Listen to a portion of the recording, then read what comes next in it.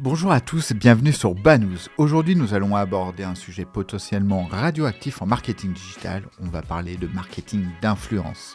Pour nous éclairer, j'ai le plaisir de recevoir Marc Richard de la société Obvious, notre invité du jour. Avant de plonger dans cet épisode, je voulais vous annoncer une nouveauté sur le site banous.com. Nous lançons une section dédiée aux offres d'emploi dans la tech française. Oui, je sais, c'est peut-être pas le meilleur moment pour lancer un job board. Celui-ci a une particularité un peu particulière pour les gens qui postent des annonces. Il est gratuit et il le restera. Bref, si vous avez des annonces d'offres d'emploi ou de stage à proposer, rendez-vous sur banous.com et profitez de la visibilité du site pour attirer les meilleurs talents. Sur ce, place à notre discussion avec Marc. Bonne écoute. Salut Marc. Salut Laurent. Écoute, merci pour ta participation à ce podcast Banous. Donc, comme je te le disais il y a 30 secondes, même pas, on va parler de marketing d'influence. Avant ça, est-ce que tu peux te présenter, s'il te plaît ? Yes, bonjour à tous. Marc Richard, 32 ans. Ça fait 1 an que j'ai lancé une agence d'influence B2B qui s'appelle Obvious. Avant ça, j'ai beaucoup travaillé en start-up, soit sur des rôles commerciaux, soit sur des rôles marketing, pour aider des équipes commerciales ou marketing à faire plus de business. Ok. Alors, on va commencer par une question simple. C'est quoi le marketing d'influence ?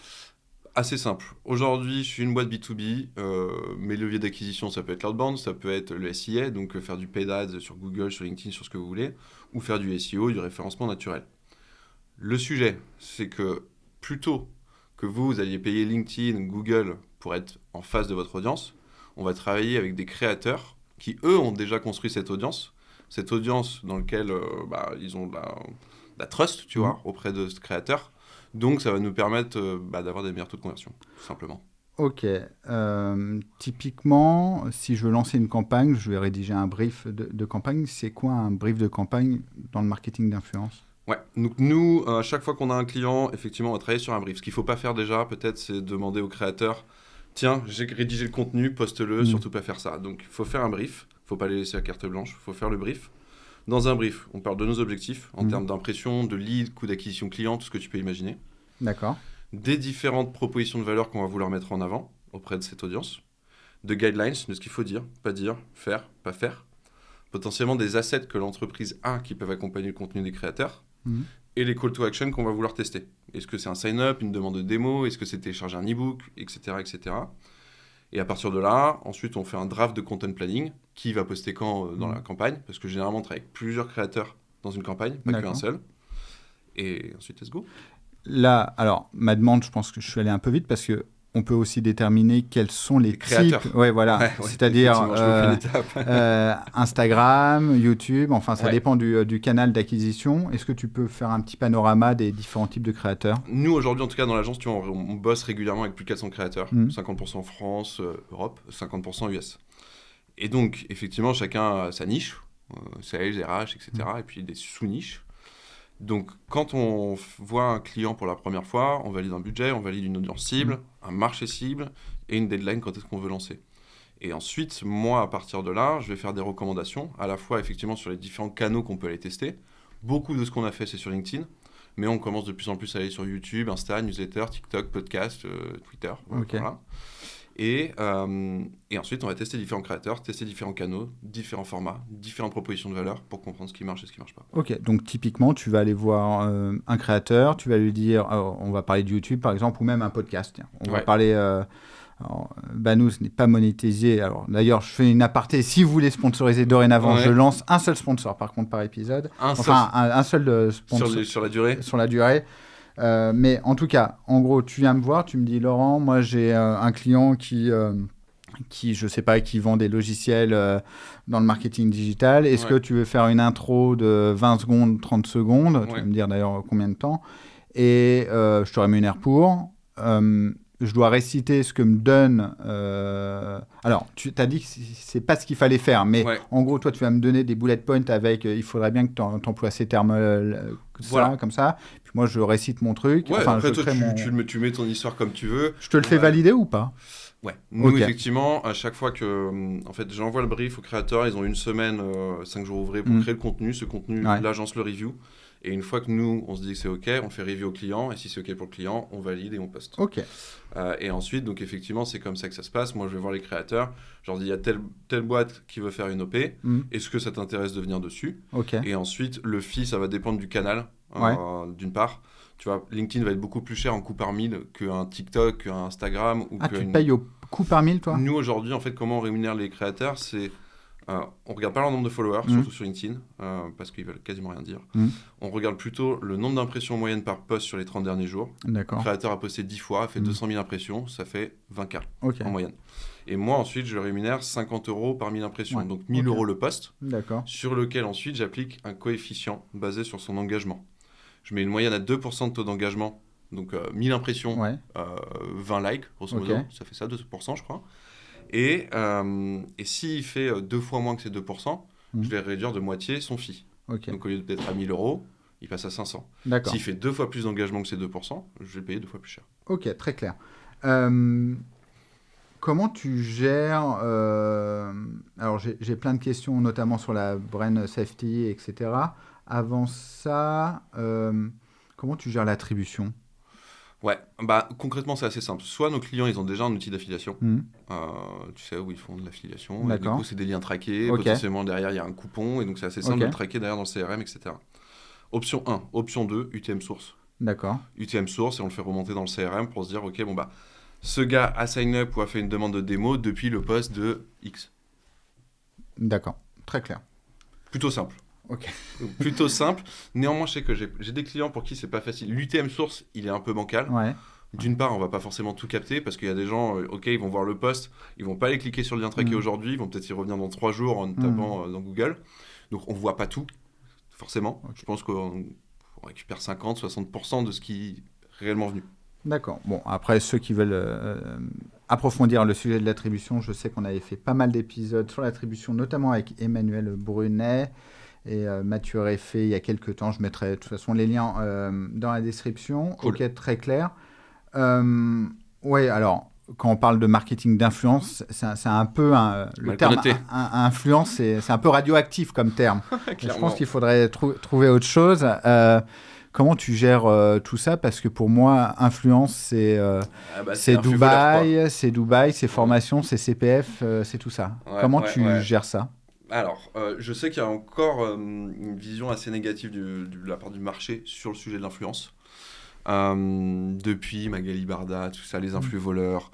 Maintenant, il y a une loi qui est passée déjà, donc ce qui régule déjà un peu plus le marché. D'accord. LinkedIn, du fait qu'on est dans un milieu pro, on a moins ces travers de vendre de la merde, pour faire simple. D'une part, tu vois, c'est assez rare qu'une boîte B2B qui vend vraiment de la merde arrive à survivre. Why not, mais c'est plus rare que de faire du dropshipping, etc.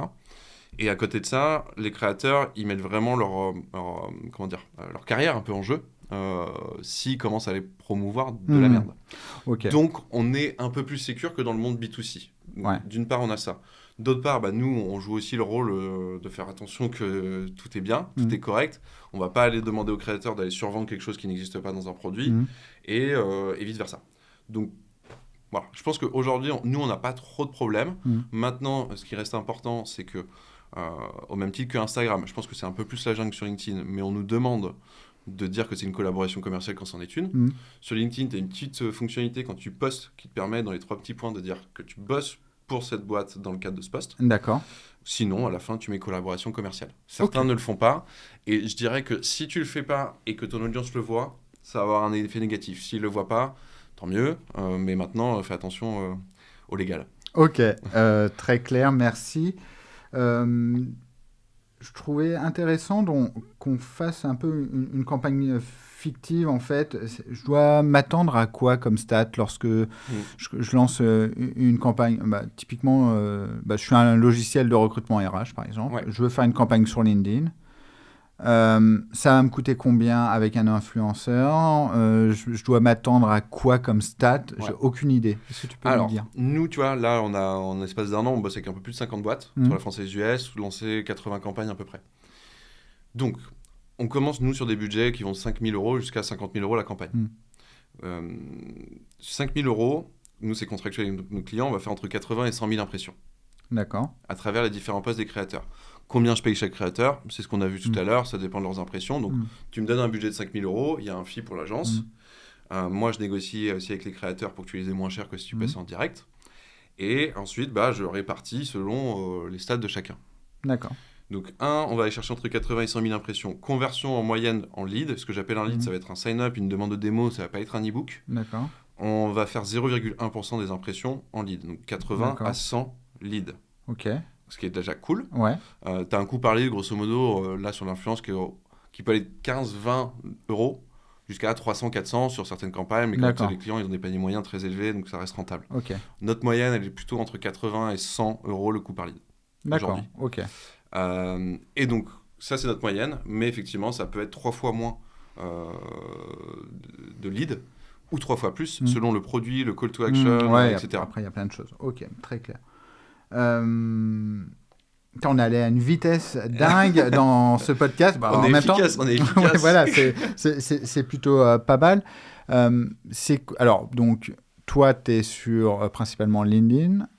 Aujourd'hui, en tout cas, 90% des campagnes qu'on a faites étaient exclusivement sur LinkedIn, un peu newsletter, podcast. Okay. Maintenant, nous, on fait un peu le pari stratégique d'aller sur d'autres canaux. D'accord. Comme quoi, par exemple? Pas mal de YouTube, TikTok, Insta. Ok. Pas trop de X, alors je pense qu'on a vraiment des choses à faire là-dessus. Moi, j'avoue que c'est une plateforme que je connais très peu, donc c'est aussi pour ça que j'y vais pas si vite. Ouais. Mais je pense qu'il y a beaucoup de choses à faire sur Twitter, sur X.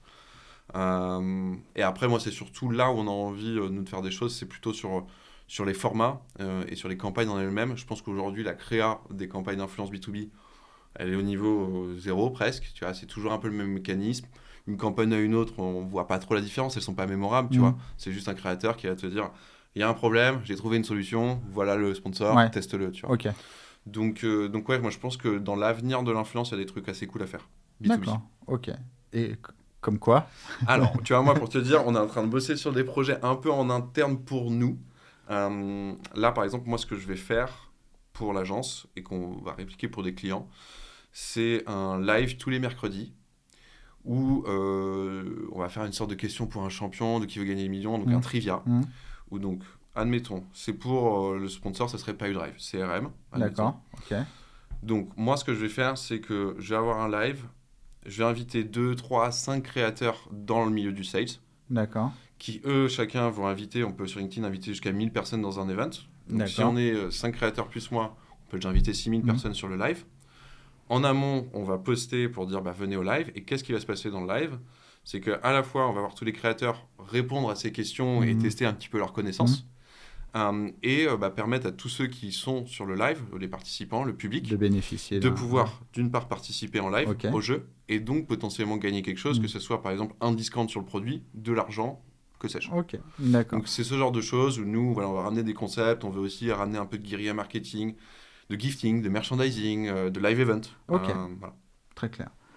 Super. C'est quoi donc, c'est des nouveaux formats. Donc, ça, c'est pour toi l'avenir du marketing d'influence. Ouais.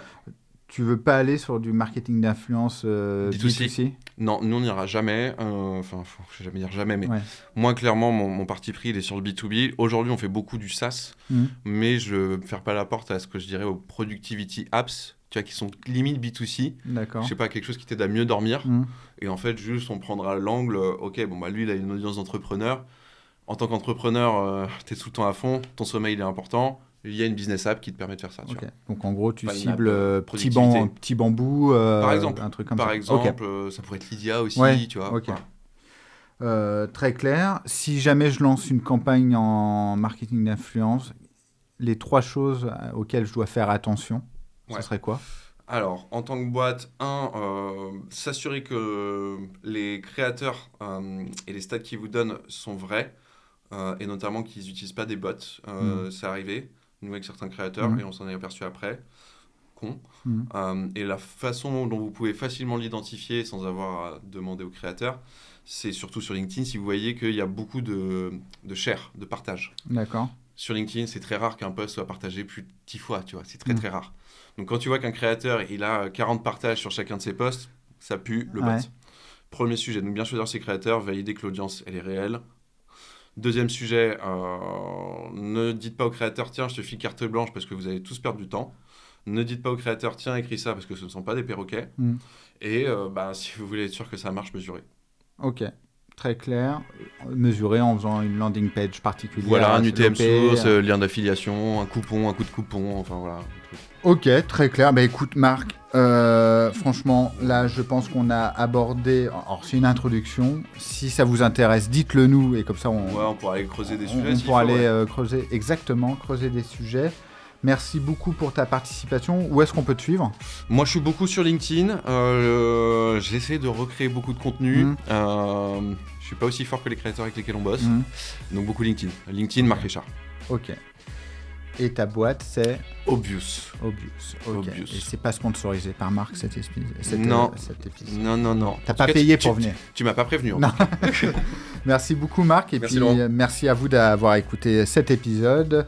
Si vous voulez nous donner un coup de main, comme tout le monde, partagez, likez et mettez un commentaire. Et tout, les cloches, tout ça. Sur les podcasts, il n'y a pas, mais merci Laurent pour l'invitation, merci à tous pour l'écoute. Salut.